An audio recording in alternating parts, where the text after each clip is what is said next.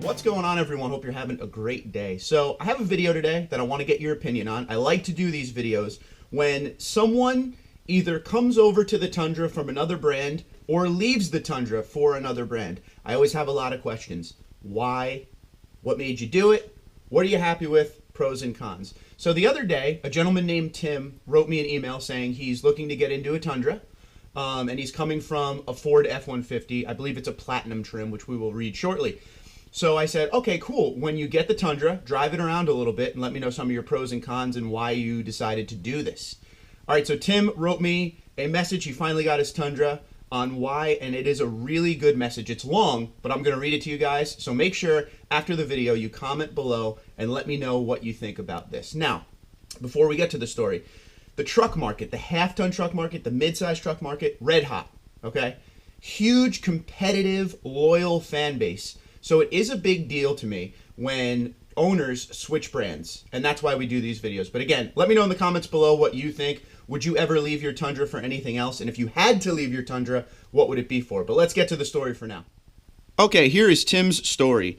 My wife and I have a 2-year-old daughter and a boy on the way in September. I work in the oil and gas industry and sometimes find myself in the field, West Virginia, Pennsylvania, Ohio, meeting with landowners, but for the most part I'm in the office. I also own, renovate, and rent residential real estate. I start with this to provide some color on my decision making on the Tundra. I bought my 2015 Super Crew Max equivalent, F-150 Platinum in 2015 after trading in my GMC Sierra Denali Crew Cab. Just wasn't a fan of GM. The ride, construction, interior rattling, usual GM stuff. I can't really complain about the Ford in terms of reliability at 65,000 miles. It had a few issues, but nothing major. I did feel the transmission starting to get clunky, hard shifting, but there's nothing you can really do with the dealer until it goes. If you Google Ford lug nut swell, you'll see their problem there. I had that issue and had to pay the $180 to replace all lug nuts at my last oil change. It wasn't covered under warranty, and there's a class action suit in the works. In the back of my mind, the V6 turbo always concerned me. Power and torque was good, but you know what I mean, just something about it. In terms of options, Ford's Platinum trim level had it all.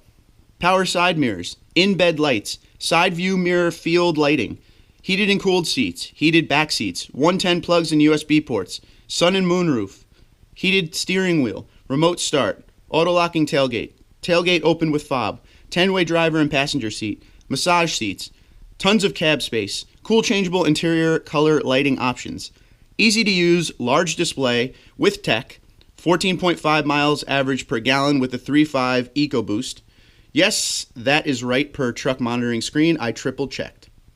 I decided on a 2019 limited double cab Tundra for a few reasons. Mainly because it's what I need. I need to do work. It's a V8 classic half ton with a bulletproof proven motor and drivetrain. It's reliable. It has a 6.5 foot bed. It has enough room for people in the back when I need it, but doesn't waste space there that I don't use often. The small bed size is a big deal with my Ford, especially with my Retrax type tonneau cover that retracts into a box. Now on a small box, you're down to just 4.5 feet. That's basically the same size trunk as an old Lincoln Town Car. At the same time, I was giving a lot up with my move to the limited Tundra. The only 3 options that I really miss are cooled seats, memory seats, and power side mirrors. Everything else the Platinum had that the Limited doesn't really matter to me. I didn't use those options enough to pay $20,000 more for them. Even if I decided to get them on the Tundra, Toyota doesn't offer the longer bed on the higher trim level, which I think is an issue, but most people are probably fine with the small box. Finally, fuel capacity is huge. 38 gallons on the Tundra versus Ford's 23 gallons. The Ford 3.5 EcoBoost gets maybe 1 to 2 more miles a gallon, but gets there with less weight, including the tank capacity. You're getting gas every 4 days. I'll take a little worse gas mileage with the big tank any day. The rear doors on the Tundra are, in my opinion, the best for a smaller cab of all trucks. Ford's option are the suicide doors, which force you to open the front to get to the back. Other manufacturers just don't look as nice as Toyota's setup. So why not go Ford Platinum again with the 6.5 bed? They offer it, so do others. As mentioned above, price. $60,000 to $70,000 is a lot of money. Reliability, reputation. By the time you get the luxury trucks paid off, high-end GMCs, Chevys, Fords, and Rams, I feel like they don't have much life left in them. I'm hoping the Toyota will. At the reasonable price of $45,000 all in new and the equity I have in the Ford F-150, I could pay Toyota off in 2 to 3 years and have plenty of time and mileage left. I hope this truck I can have for 10 plus years. Finally, I feel like Toyota is the last of a dying breed. They make an old school half-ton. All other dealers are getting into luxury cars that get good MPG with big trunks that they like to call trucks. Manufacturers are sacrificing what makes a truck for the sake of emissions goals. If it wasn't for the Tundra, I probably would have started researching the 3/4 tons. Side note, this is going to sound crazy, but the only other truck out there that seemed a little old school was the Nissan Titan with the 5.0 Cummins. But after testing, still can't buy a Nissan. Interiors are a little funky and don't love the exterior look.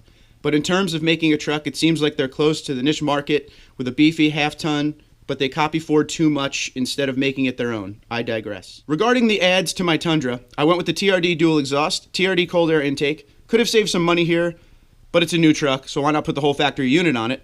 Backflip MX4 with removable tool storage box, 12-volt H-key remote start, center console tray, and a rubber bed mat. My F-150 was leveled, but I don't think I'll need to do that with the Tundra. It doesn't sit as low up front. Okay, so there's Tim's story. He came from a GMC, a Denali. Then he went over in 2015 to the Ford F-150 Platinum, which is one of their very high trims.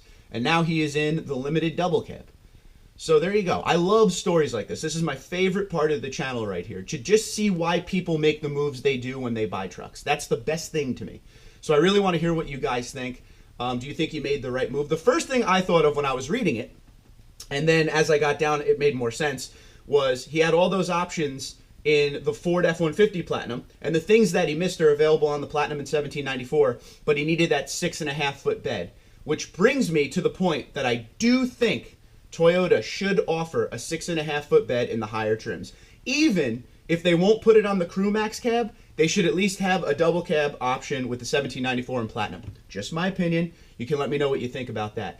The people that buy these trucks, they want to do the work with them. And 6.5-foot beds are pretty much the minimum people want to use when they're doing real work out there. Now, when you look at the 5.5-foot bed that is on the Platinum and the 1794, I feel like that's good for the weekend warrior, for the people that have to go to Lowe's on the weekend and get, you know, whatever they got to get, tools, all that stuff. But when it comes to actually doing the work like he does and has a job in construction or anything like that, you need that 6.5-foot bed. So Toyota, if you're listening, if you'd like to put that 6.5-foot bed on a Crew Max, we would love it. We've been asking for that for a long time. But you could also just offer the 1794 and Platinum in a double cab. That's what I think. But let me know what you think below. Twitter, Instagram, Facebook, and LinkedIn at TundraDude34, TundraDude34@gmail.com. You guys have a great day.